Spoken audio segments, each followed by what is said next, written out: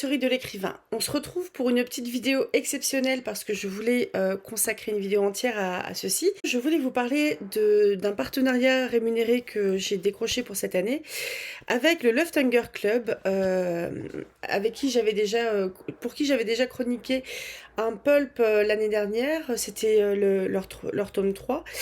Et ils sortent une nouvelle collection qui s'appelle Flash Fiction, qui est disponible actuellement sur Ulule en financement participatif. Flash Fiction, c'est quoi? Par un système d'abonnement, vous allez avoir accès une fois par mois à une nouvelle qui va vous être envoyée par courrier dans cette magnifique enveloppe orange. Les nouvelles en fait seront sous la forme d'un petit livre comme ça ou un petit livret, donc un peu papier magazine, j'ai pas forcément les bons termes, mais c'est un peu un papier magazine, papier glacé, etc.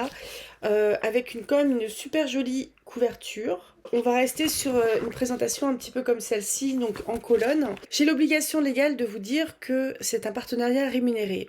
En gros, le Luftanger Club, la maison d'édition, m'offre l'abonnement. Donc j'ai eu en avant-première cette nouvelle-ci, Radiophonie, de Mina Jacobson.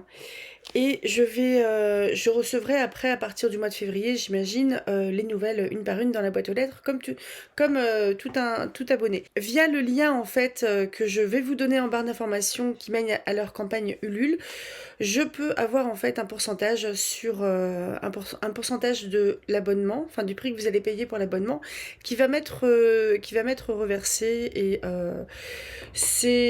je trouve que, enfin moi j'ai vraiment été touchée par la confiance qu'ils m'ont accordée de nouveau, sachant que là c'était pas seulement entre guillemets un service de presse, c'était quelque chose d'un petit peu plus un peu plus en fait, un partenariat un petit peu plus fort qu'un simple service de presse entre guillemets. Je vous dis rapidement ce que la maison d'édition fait. En fait, leur ligne éditoriale, c'est d'éditer tous les ans via un pulp en fait, ça va être une anthologie de nouvelles sur une thématique, donc ils font un appel à texte, il y en a un en cours jusqu'à mi-décembre ou fin décembre, je vous mettrai le lien vers leur site en barre d'informations. Ils éditent en fait entre 10 et 12 nouvelles par an dans ces pulps. Les pulps, c'est quoi? C'est de la littérature populaire. C'est de la littérature qui est dans un format en fait qui est peu cher parce que populaire. Et on est surtout sur les œuvres de l'imaginaire, donc plutôt fantastique, science-fiction, fantasy, mais j'ai cru qu'il pouvait également y avoir un peu de thriller ou de policier, donc on est quand même sur une littérature qui est genrée et qui est populaire. Ce qu'ils disaient en fait au niveau de leur campagne Ulule, c'est qu'ils travaillent de nouveau avec des auteurs avec qui ils ont déjà travaillé sur les pulps. Si vous êtes un nouvel auteur qui n'a jamais travaillé avec les éditions Luftanger Club, je vous conseille plutôt de répondre à leur appel à texte et d'espérer être retenu et accompagné dans l'édition de votre nouvelle dans la prochaine anthologie. Mais Flash Fiction, c'est un moyen aussi pour eux d'éditer et d'accompagner de nouveau des auteurs qu'ils ont déjà édités et qu'ils ont déjà accompagnés dans le cadre des pulps. Et je vais vous parler du coup de Radiophonie de Mina Jacobson. Donc l'exemplaire que j'ai, il est évidemment pas, il n'y a pas d'ISBN, etc. parce que ce n'est pas encore sorti, c'est prévu pour janvier. Je vous dis juste rapido comment c'est fichu à l'intérieur. Parce que, donc, vous avez la partie colorée, en gros, c'est la partie couverture. Ils ont déjà dévoilé quelques prochaines maquettes où ils vont garder, en fait, le Flash Fiction comme ça. Et on est sur des textes qui font à peu près 9000 mots, il me semble. On est sur, là, une nouvelle qui fait 18 pages. Et qui est vraiment top. En plus, le truc qui est très intéressant aussi, c'est que il présente, en fait, la bibliographie de l'auteur. Et Mina Jacobson, elle a quand même une bibliographie qui est déjà conséquente. Donc je ne sais pas si elle a écrit aussi, si elle a écrit des romans, mais en tout cas, elle a déjà été éditée au Luftanger Club dans La Tour aux nuages, dans le premier pulp, dont la thématique était le monde d'après. Dans Petits mots ordinaires, le deuxième pulp en territoire absurde. Et sinon, elle est éditée aux éditions La Volte, Club Galaxy, Le chien à deux queues, Chronopage, les éditions 1115, elles sont intéressantes celles-là. plusieurs fois, édition Porte-Joie, édition Les Terres Imaginaires, édition Gandahar, édition L'Ivresse, édition Bleu Héron. Elle est plutôt dans la littérature de l'imaginaire. Très rapido, je vous dis aussi, si vous vous abonnez en cours de route, genre vous vous abonnez dans 6 mois à Flash Fiction, vous allez recevoir en fait les prochaines parutions, mais vous n'allez pas recevoir les parutions précédentes. Par contre, vous aurez accès au catalogue numérique des anciennes parutions, ce qui est quand même toujours super intéressant, et ça permet de soutenir à la fois une maison d'édition qui est super sympa, une maison d'édition toulousaine, et des auteurs qui se lancent de radiophonie. De quoi que ça cause? On va avoir trois styles de narration différentes. En italique, ça va être des éditions ou des émissions radiophoniques. En caractère romain, c'est-à-dire pas italique, on est sur le quotidien en fait du personnage principal. Et on va avoir aussi je pense que ça va être fichu comme ça aussi, c'est leur choix éditorial. On va avoir quelques paragraphes qui vont être avec un trait et un petit retrait. Et là, en fait, on est plus sur un souvenir, un flashback. Donc, on a plusieurs lignes de narration. Il y a le passé et le présent qui s'entremêlent, et les émissions radiophoniques également. De quoi que ça cause radiophonie? L'étoile autour de laquelle gravitaient les dernières colonies humaines se mourait. Tigil a fracturé. La planète tellurique aux fissures formidables. Kahamar, la lune froide à la banquise infinie. La centaine d'autres lunes qui tournaient à ses côtés. Toutes disparaîtraient bientôt dans un nuage de nébuleuses. La supernova était imminente.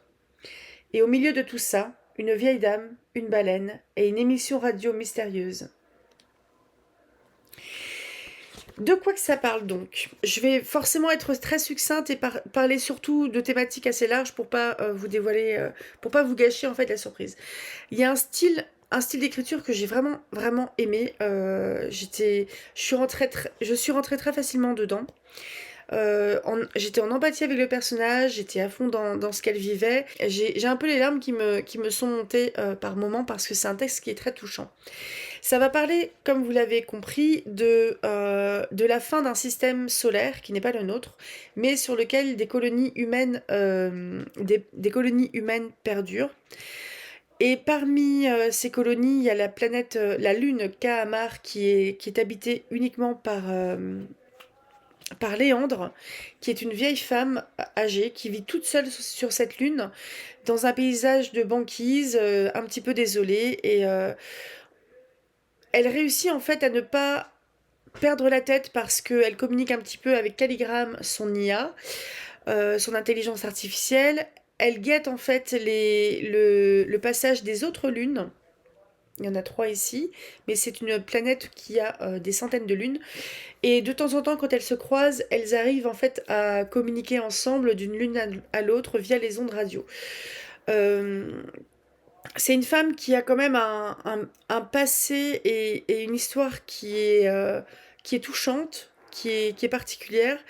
Tout ça dans une ambiance de fin du monde, et une fin du monde qui est connue par les humains, mais qui n'ont rien fait pour soit s'échapper de leur système solaire et échapper à la situation, soit pour essayer de corriger en fait cette étoile qui meurt et qui va se transformer en supernova. Donc évidemment le ton est quand même super nostalgique. On est sur un personnage qui évidemment, comme elle arrive à la fin de sa vie parce qu'elle est âgée, et à la fin de sa vie aussi parce que le soleil va exploser, Hélios, le soleil, on est sur un personnage qui est un peu dans des regrets, qui est un peu dans des remords aussi, qui aimerait avoir des contacts justement avec d'autres personnes, parce que sa lune à elle, Kahamar, a été vidée, et les gens, ils ont préféré, plutôt que de mourir sur la banquise, ils ont préféré une plus petite lune où règne un espèce de printemps permanent. Je vais pas vous en dire beaucoup plus. Il y a bien une histoire de baleine, parce qu'il y a cette très jolie baleine bleue qui est dessinée. Ça donne très envie d'écouter le chant des baleines. et peut-être un petit peu de radio pirate aussi au passage.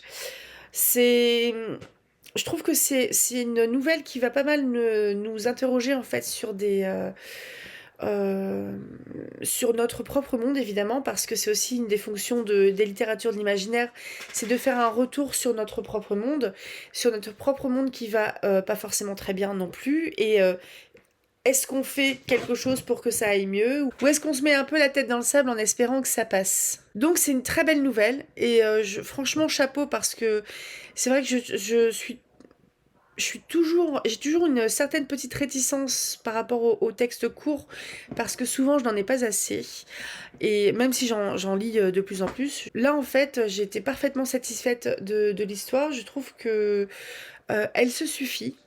Elle se suffit complètement à elle-même. C'est un texte qui est très abouti.